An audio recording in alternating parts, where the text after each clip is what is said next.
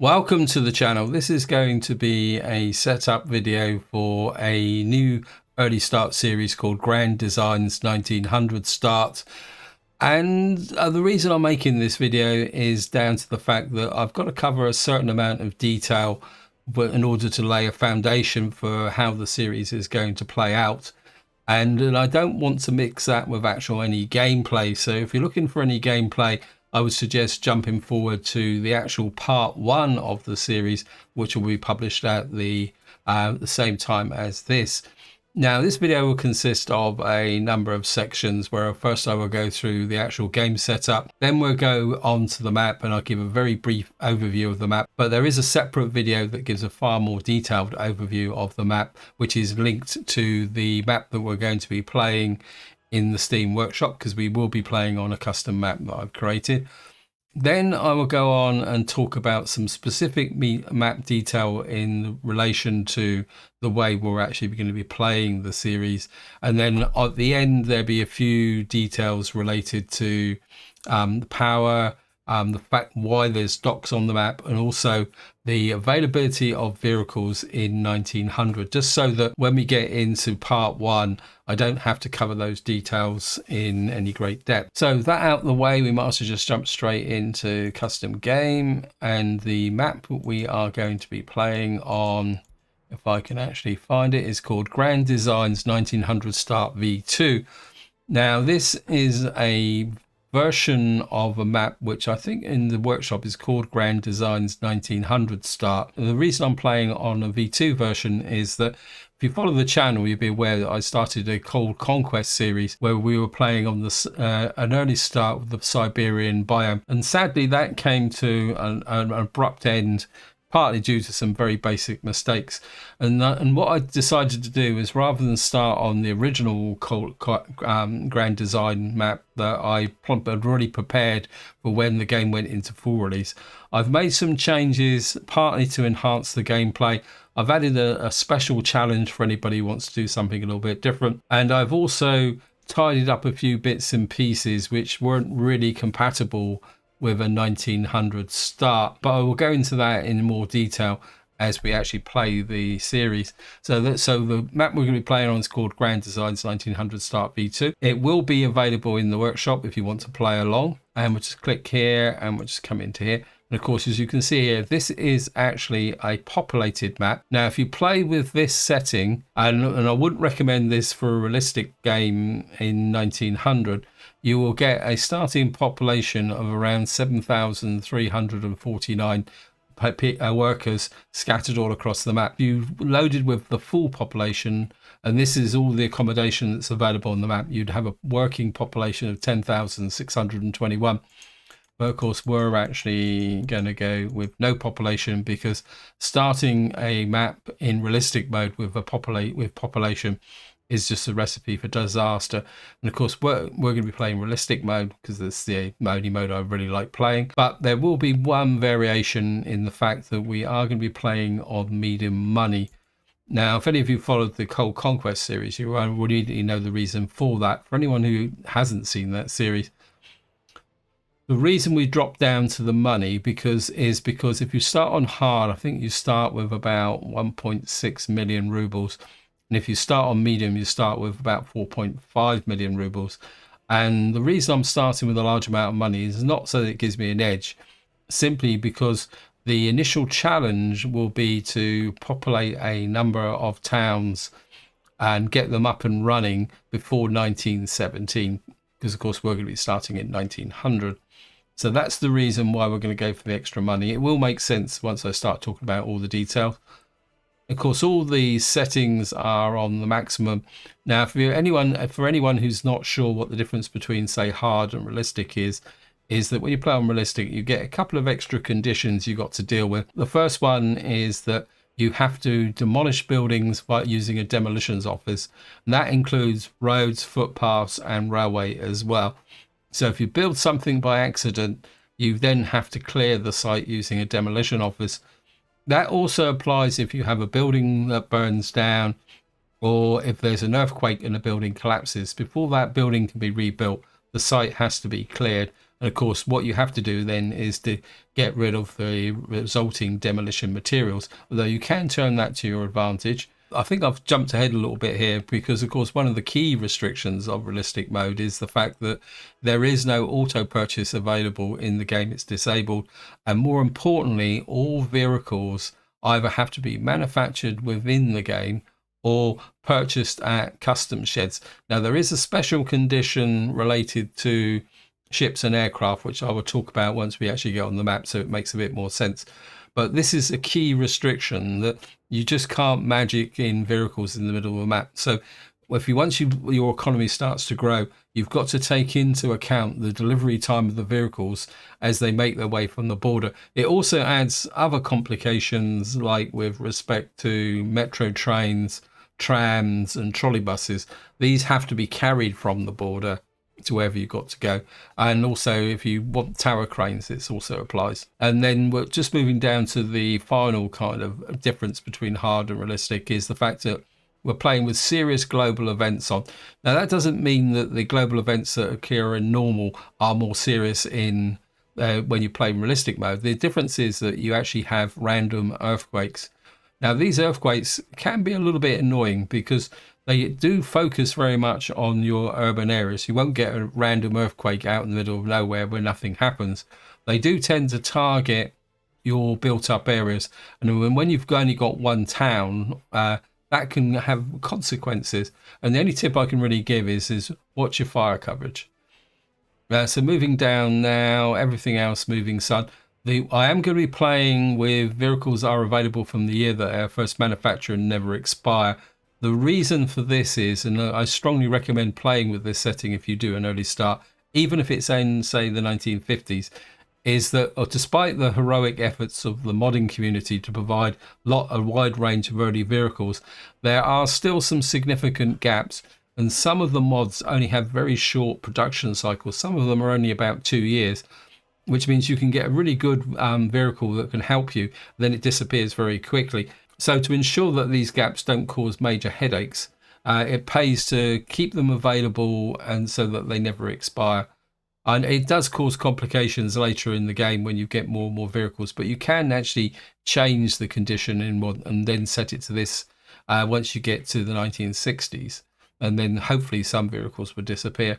And before we move on to kind of moving on forward, what I will say is 2 areas where you will have fun is with respect to rollers and pavers, because you don't actually get a good Soviet roller or paver until about the 1950s, but there is one available if you've got access to a NATO office.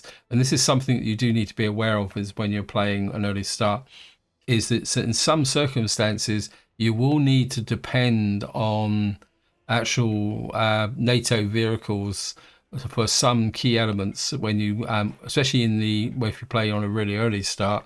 I'll talk a bit more about that once we actually get to vehicles. What we're going to do now is just get straight in on the map. So here we are on the map. The first thing I'm going to do is just press the space key and pause the game, simply because the first month, whenever you start a game, you get some free leveling.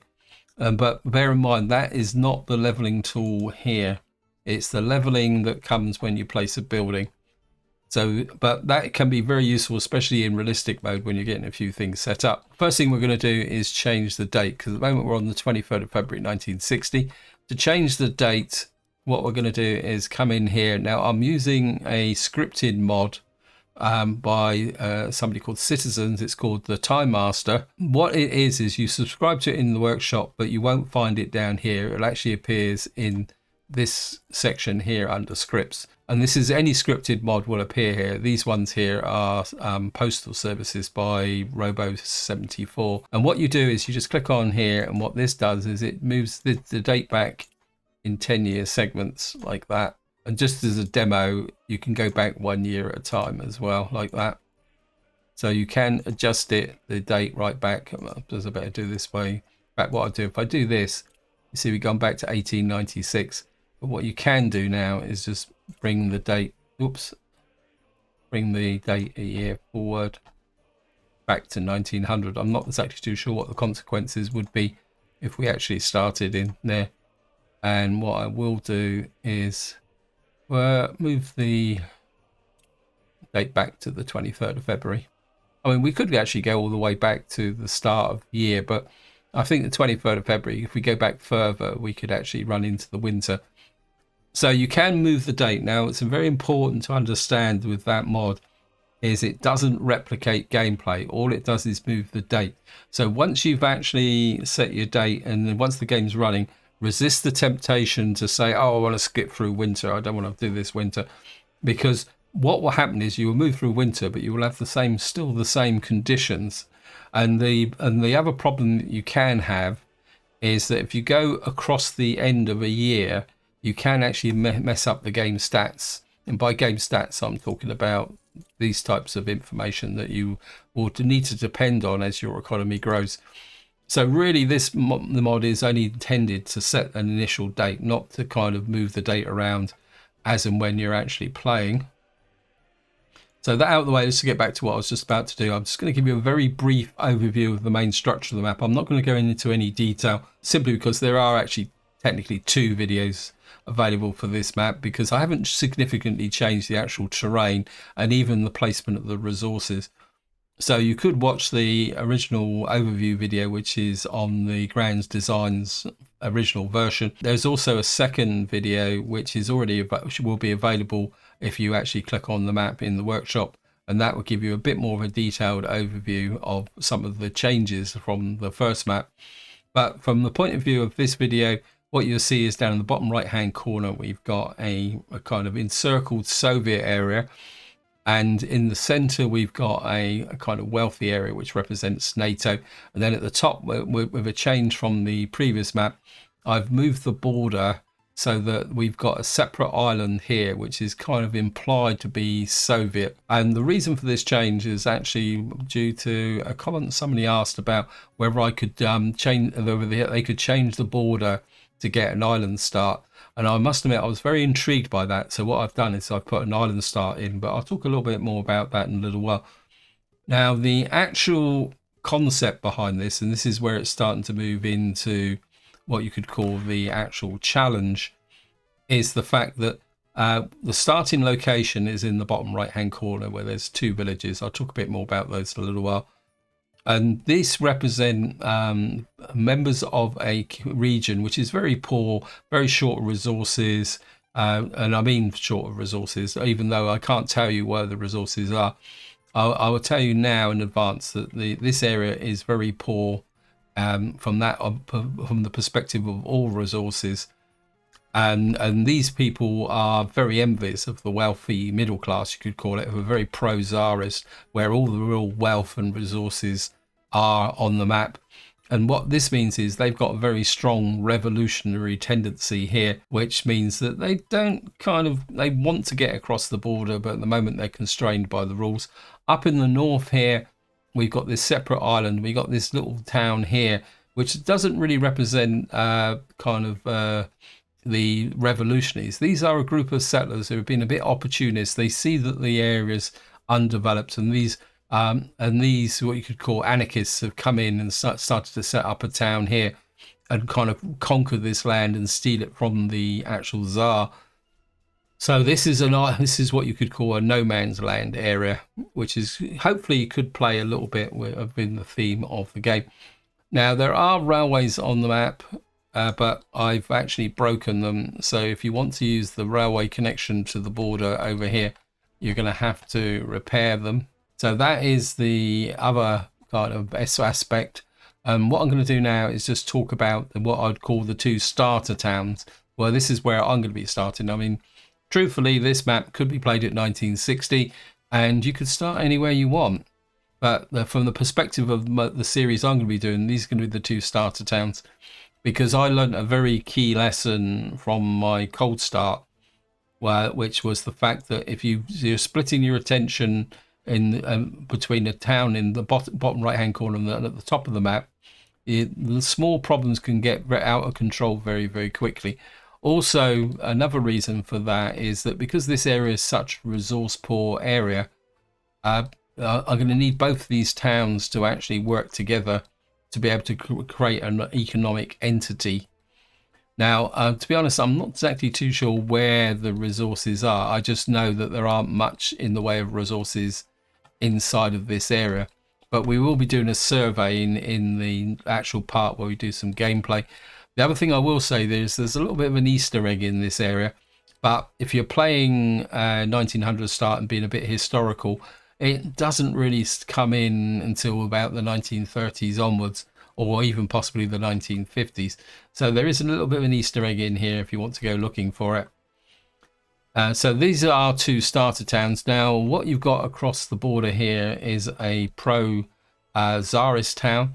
Now, in relation to the challenge is the fact that when I start down here, we won't be able to physically build domestic residences until we actually get to 1917. So for the first 17 years, we're going to be focusing on these two towns here and the settlement up in the island of there.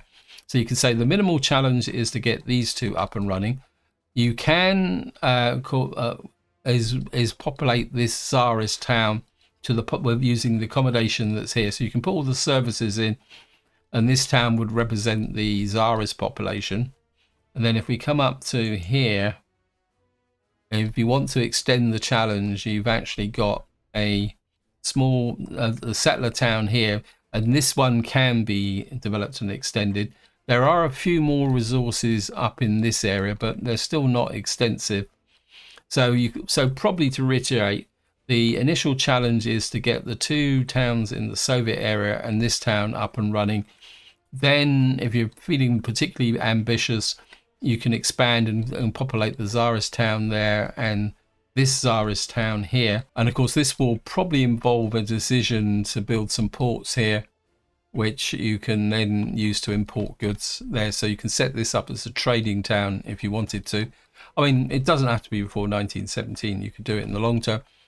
Then up the top here, you'll see that there's in the original map, there was a village. The village has been removed, and we've now got a cathedral with a tag called Abandoned Village here, or city, whatever you want to call it.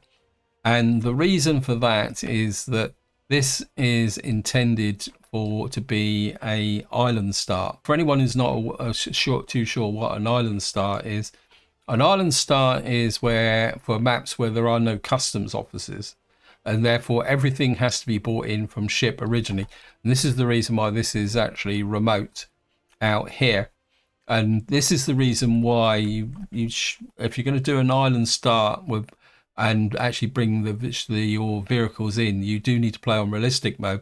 So you get these two icons down in the right hand corner. And I've had several people ask me, what are these actual icons? Because if you don't play on realistic mode, you won't have them. And the reason for that is that these act as what you could call international customs sheds. So they look exactly the same as a normal customs shed where you can import food from and export food. But more importantly, what you can do is purchase vehicles. But those vehicles are effectively held in a location off the map. And then you have to bring them in using either a ship or an aircraft. Now, for anyone who wants to go for this island type start, what I would suggest is that you subscribe to, I think it's called the Pioneer mods. And what this does is it gives you a number of buildings which you can deploy for free. And what that does is allow you to build the necessary ports. So in fact, these are the three here. You get what's called a pioneer port, a pioneer dock where you actually buy the ships. Now this pioneer dock is interesting in the sense that despite it looking very small, you can buy all size ships in here. I think can't build on water. Well, I'm not going to place it anyway. So, and then there's another one called Pioneer Disembarkment, which is where you actually bring your foreign workers in. You can do it with an early start. I would probably not develop this into the 1930s, 1940s, because some of you are probably thinking, well, why would you want to do that? Well, there is a nice Easter egg up in here in the sense that there are very rich coal and iron deposits in this area. I can't tell you where they are because I don't know. Or I can't remember. I think but they are all north of this cutoff here. So you could come from this town to exploit them, or if you want the challenge, you could build a village here or a town here, and then exploit the island core. And of course, that would then use to drive your overall economy. So that is a quick overview of the towns. Now, the other next thing I want to talk about is what the border crossings. Now, if you look at the version 1, the border used to come through here. This was I removed this and moved the border over to here. So you can't actually, if you want to actually cross here, you can only cross by ship, although there is a kind of secret border crossing here if you want to go across there, but you'd have to build a bridge out to this area. The reason why this border was actually removed is that after a little bit of test play, I've kind of found that this is too narrow for docks, because the docks would infringe on the border. And I thought it'd be a bit more realistic, and also a potential challenge here, because of course you could use an island setup to get this town up and running. And I felt that that gives more player options, because I've replaced the original bridges that were here for free with this. So you can now make a game choice whether to block this channel with a low bridge or go for a higher bridge. Now, the other kind of significant borders is, if I come down to here, and what you'll find is there's a border crossing here, and there is like a gravel road over here, which has just been put in quite literally for a little bit of fun. But it does open up the opportunity to get over to this mountain, into this valley, to get access to that crossing point. And of course, it does open up the possibility of expanding across the mountains if you're that way inclined. Now, the way the border works here is that you've got the border comes out to here, and there's like a free connection that you can build through here with a rail connection and a road connection. And this is the only rail crossing from the Soviet area into the what you would call the Tsarist area. So this is going to be quite an important crossing here. And you will also see that there's on this side is a medium Soviet customs shed, and on that side that is a medium NATO shed, which is going to be fairly important with respect to getting access to vehicles. And what the border comes down here. Now, there are a number of secret crossing points. There's a tunnel through here, which can be used to get into this area here. Of course, it provides another way to get up to this town here. And if I come along here, I've got to remember there is a tunnel here, and I can't remember where it is. Oh, there it is. I kind of hid it because it's meant to be represent a smuggling route under the border. So there's another tunnel through here. I'm sure it comes out here somewhere. Oh, there it is. It comes out here. And then down here you've got a mud road crossing the border here, and a mud road crossing the border here. And what you've got here is, again, 2 custom sheds. These are small custom sheds, so there's no rail connection here. One's a Soviet one, and one's a dollar one. Now, one thing I will point out, some of you may point out and say, well, the border's the wrong way round. I'm not exactly sure what's going on, but the borders are the correct way round. It's just that the map graphics seem to like flipping them together when the borders are close together. I'm not exactly sure what causes it, because in the terrain editor they actually look the right way round. It's the only thing I can think of is it might be just a kind of a little bit of a problem with respect to that.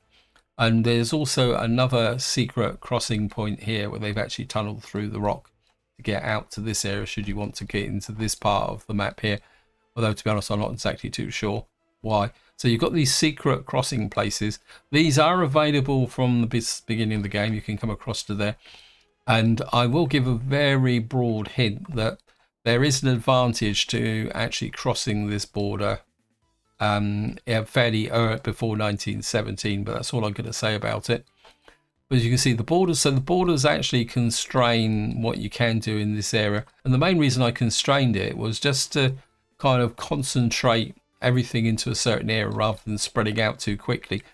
Now, that's not normally a problem when you play on a 1900 start, because you tend to keep things tight together. But it's just there as a little bit of an extra challenge. So I've covered most of what I want to talk about. What I want to do now is just talk about three other things. The first thing is related to the map because there is no external power connections on this map, but of course now with the technology you can actually, if anyone's not sure what I'm going to be talking about, is that if you come into research now, there is a research option here where you can build foreign power and fuel connections across on the border to export or import electricity and oil. In theory, if this series goes full length, we'll be doing that. But for starters, there is no power on the map, so a power station is going to be quite prevalent.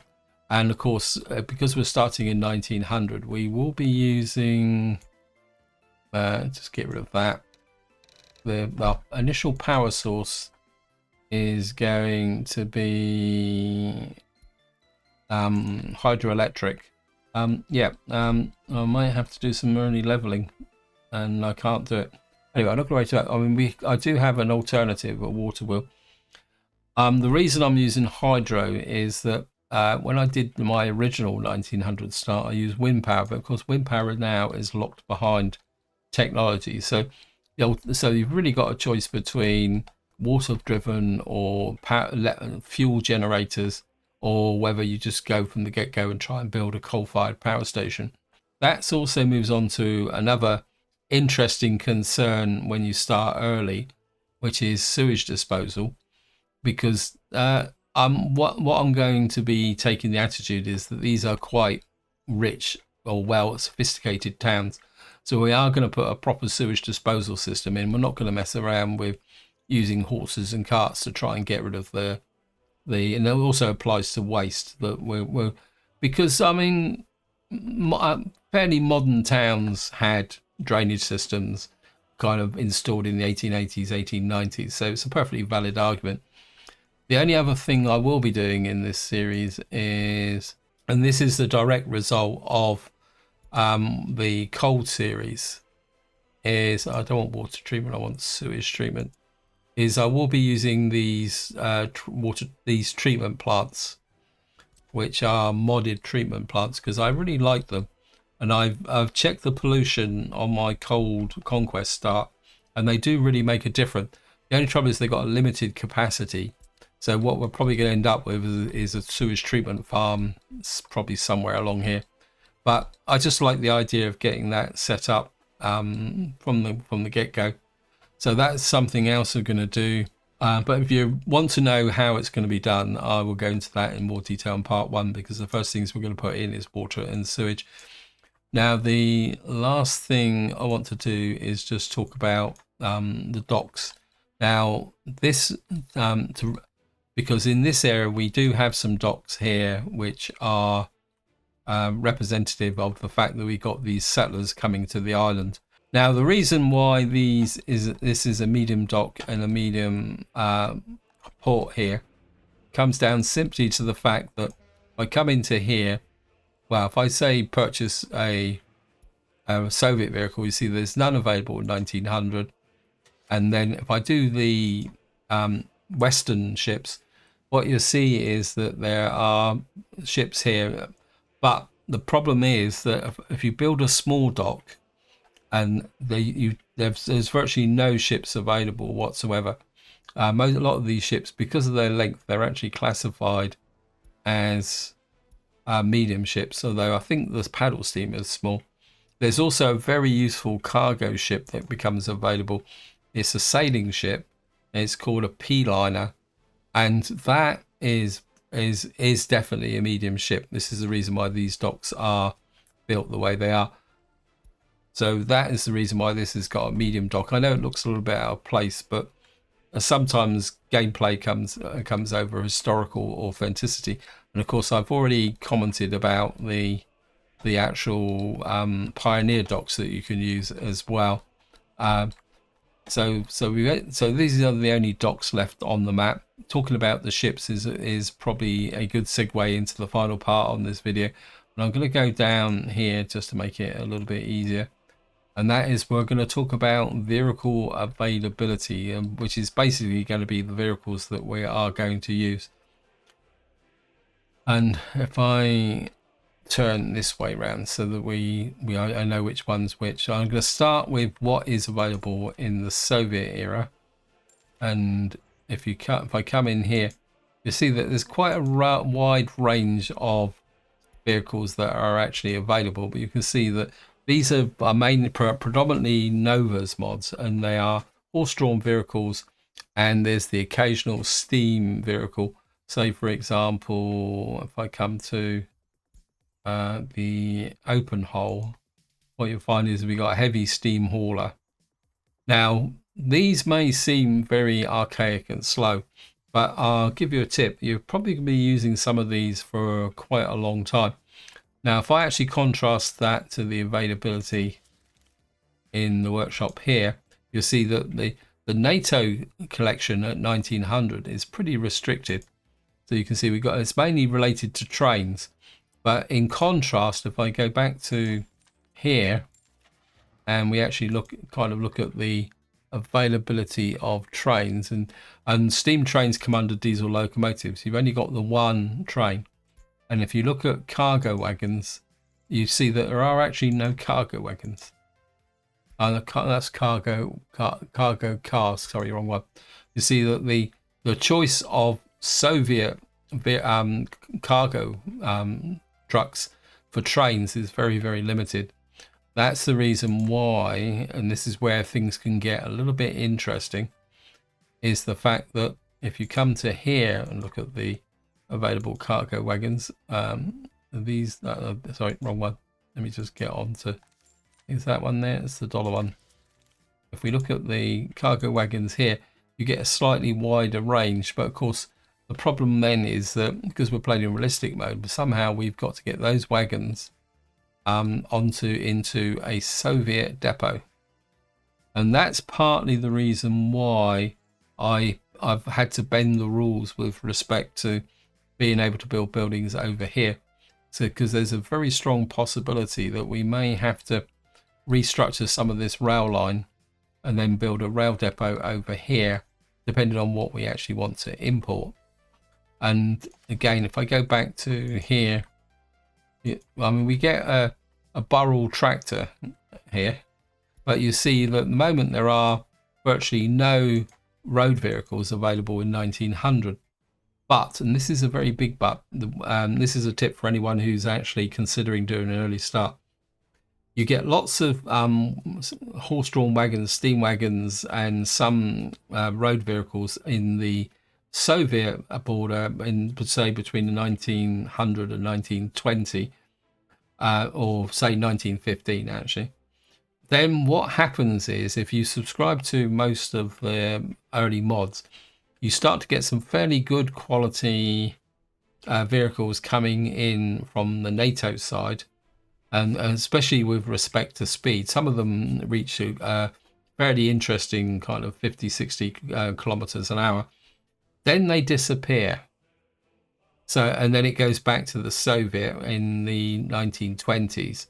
So this comes back to what I alluded to at the very beginning, is that the reason why you may need to keep some vehicles, because you may need to mix and match your vehicles according to what you want to do. Now, and of course, if you're playing on the top part of the map, you're going to may have to resort to actually importing the vehicles to get what you actually want. But one thing I will mention as a very specific case is the fact that if you come into here, you will see that there is no roller here. There is a paver, but it's actually a paving crew, which are very slow, but they will kind of get there in the end. And you won't get a Soviet paver, I think, until the 1940s. And that also applies to a roller. So when you first start out, if you're actually going to lay an asphalt road or an asphalt footpath, what you've got to do is actually use foreign workers to complete it. But there is a roller that appears, and to be honest, I can't tell you when, but there is a Western roller that appears relatively early in the game. And I think there's also a paver that appears about the 1920s, 1930s. But that is basically your only option. Well, if you're going to asphalt roads, that's the reason why when you start in 1900, the only thing that you're liable to build asphalt with is actually a footpath, and there are advantages to that, but I'll talk about that once I'm actually planning our first towns here. Anyway, guys, I think I've kind of exhausted everything I want to say in this video. Hopefully you found it interesting. Any questions, comments, feel free to put it in the video description and I'll try and answer them. And more importantly, you got any suggestions? Because I've got a vast array of mods. In fact, sorry about the digression. If you are interested in the building mods that I'm going to be using, in the actual description of the map in the Steam Workshop is listed a number of collections where I've got my mods from. So if you do want to find out, get a selection of these buildings to help you if you're doing an early start, that's where you need to look, because it's I've just got so many mods. There's no way I can create a collection myself. But mainly because I don't know where half of them actually came from. Anyway, on the second attempt, this is where I'm going to leave it. Hope you enjoyed the video. Hope you found it interesting. And until next time, whatever you do, enjoy your gaming.